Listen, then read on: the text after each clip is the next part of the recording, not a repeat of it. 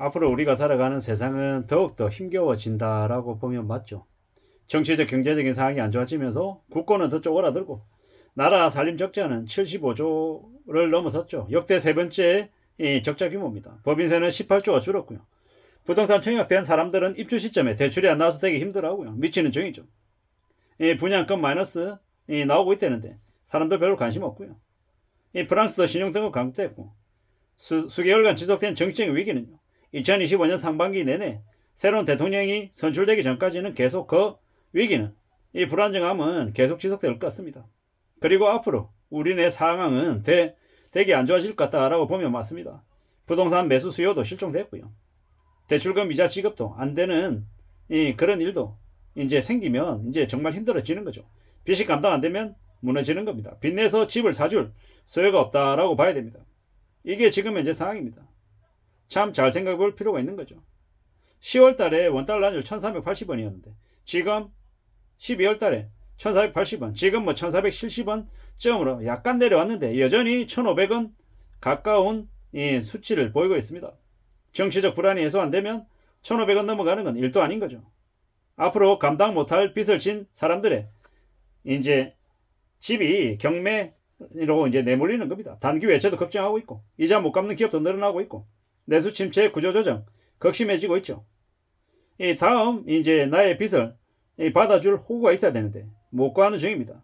정치 문제 계속 지속되고 있고 빚으로 가득한 연끌들이 연봉 5천밖에 안 받는 실수령액 350, 360밖에 안 되는 이들이 5억, 6억 대출 냈으니 정신이 나간 거죠.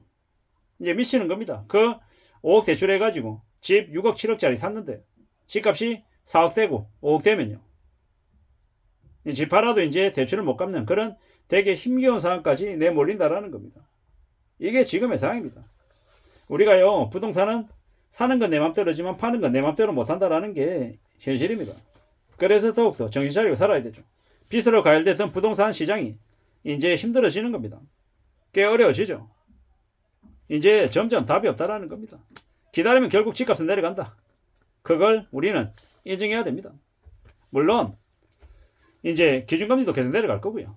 근데 기준금리 내려간다고 시중금리가 당장 안 내려간다. 시간차가 최소 몇 년은 있을 거다라고 봐야 됩니다. 그래서 답이 없죠. 이 대기업 부채도 심하고 부동산 PF 대출도 해결이 안 되고 있고 박살이 나는 거죠. 대출이 없으면 부동산 시장, 부동산 가격은 올라갈 수 어렵습니다. 카드론을 대출 15%, 18% 받아 쓰는 사람들도 늘어난답니다. 왜냐? 연끌해가지고 무리하게 빚을 내가지고 주택담보대출이나 보험약관대출이나 예금담보대출이나 끌어쓸 수 있는 대출은 전부 다 끌어써서 더 이상 대출을 낼 데가 없다 보니까 카드론까지 내몰리는 겁니다. 그리고 이제 그 카드론 대출 받은 거 이 어떻게 안 되니까 그 다음 어떻게 됩니까? 이제 연체하는 거죠. 연체하게 되면요 개박살 나는 거죠. 대출을 너무 쉽게 생각했던 이들이 능력도 안 되는 것들이 대출 받아가지고 이제 인생이 작살 나는 겁니다. 대출이자 큰일 나죠. 대출이자 6%, 8% 이러니까 1억 빌리면 600만원, 800만원 내면 된다 생각하는데 월에 50만원, 70만원 이자 내보십시오. 이자 부담이 절대로 적은 게 아닙니다. 이것만 있으면 다행이에요. 다른 것들도 여기저기에 대출이 한 서너 개 더 껴 있으면 대출 이자로 한 달에 100만원, 150만원 내면서 살면 인생이 좋아질 수가 없습니다. 인생 비참해진다라는 겁니다. 있잖아요. 아무리 월급을 많이 받아도 대출, 그러니까 대출 이자로 나가는 곳이 너무 많으면 더 힘들어집니다. 더 빡세집니다. 이게 답이 없는 거라는 겁니다. 살아가는 현실을, 삶을 잘 생각해야 되는데, 잘 따져봐야 되는데 결코 녹록지 않더라는 겁니다. 어떻게든 우리가 살아내기 위해서, 삶을 만들어가기 위해서 잘 궁리하고 잘 따져야 되는데 결코 쉽지 않더라는 겁니다. 정말 정신 바짝 차리고 살아가야 됩니다. 우리는요, 먹는 밥값도 아껴야 되고 교통비도 생각해야 되고 또 뭐 간식비 그리고 뭐 공과금 뭐 여러 가지로 나가는 것들이 너무도 많아요. 그걸 우리는 잊으면 안 된다라는 겁니다. 내가 억대 연봉 받으니까 되게 대단한 것 같죠? 물론 억대 연봉을 받을 정도로 일을 했다라고 하면 자리매김도 했고 실력도 인정받았다라는 분명히 대단한 거 맞습니다. 근데 현실 세계에서 돈으로 따져보면 연봉 1억 받아도 실수령액 640, 650 받아서 쓰면 아주 쓰고 풍족하냐? 그러지 않다라는 겁니다. 막상 써보면, 소비해보면 생각보다 남는 게 별로 없다라는 걸 느낍니다. 연봉 1억 5천 받아서 실수령액 900 받으면 대단하죠. 절대 적은 돈이 아니고 엄청나게 많이 받는 겁니다. 하지만 1억 5천 연봉 받는 사람들, 그 정도 수준에서 또 살아가다 보면, 써야 되는 것도 쓰고 하다 보면 남는 것도 별로 없다고 얘기합니다. 외차 타야 되죠. 해외여행 가야 되죠. 호캉스 누려야 되죠.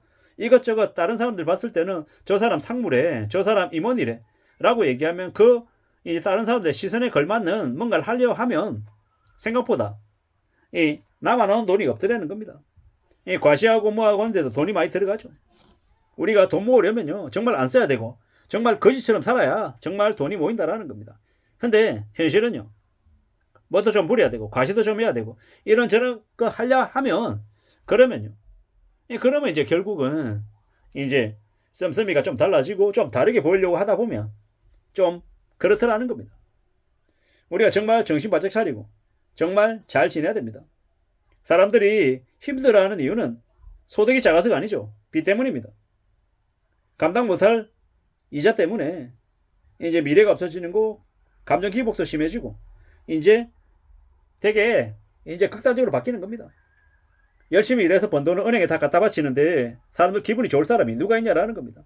그러다 보니까 가족들한테 화내고 짜증내고 막 이러는 거죠. 극빈층으로 살면 이 생경 범죄가 안 드러날 수밖에 없고요. 구걸도 하고 이제 또라이 짓도 많이 하게 되는 거죠. 그래서 함부로 빚지지 말라고 얘기하는 거고 자영업 한다고 빚 내지 말라고 얘기하는 겁니다. 지금처럼요. 이 원달러 환율 정리 안 되고 계속 부채가 돌려막기 하고 하면 나중에 좀 지나면 이제 망하는 회사가 늘어나고 망하는 사람들이 속출을 하는 거죠. 시장 붕괴가 가까워진 것 같다라는 이야기들을 많이 합니다. 빈말이 아니라는 겁니다. 주택거래 부담지수 지금 151인데 여전히 높죠. 서울 주택에 투기한 사람들 30% 이상 가격이 내려갈 시기가 온다라는 걸 알고 대비 대응해야 됩니다. 근데 그게 말처럼 쉽지 않다라는 거. 고점에 10억에 샀는데 집값이 6억 되면요. 그냥 집값만 내려갔네, 열받네 이 수준이 아니라 되게 뒤집어지는 겁니다. 상상하기 싫은 일들이 벌어지는 거죠. 심한 쇼크가 옵니다. 서울대 김경미 교수 같은 놈은 지금도 주택시장에 슈퍼사이클이 온다는 개소리 하는데 웃기는 소리 하지 말라 그러십시오. 분양가 12억이 11억 되고 10억 되고 9억 되는 일은 순식간에 벌어집니다. 참 무서운 얘기죠. 빚쟁이 거지 새끼 된 이들이 정상적인 삶을 살 수 없다라는 거. 더욱더 조심하고 더욱더 대비하며 지내야 된다라는 말씀을 드립니다. 참 무서운 얘기입니다.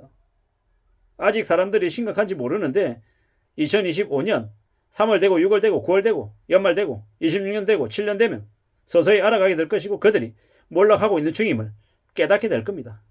정의 바짝 차리고 조심 또 조심하며 사는 거 말고는 길이 없는 것 같습니다. 이상입니다.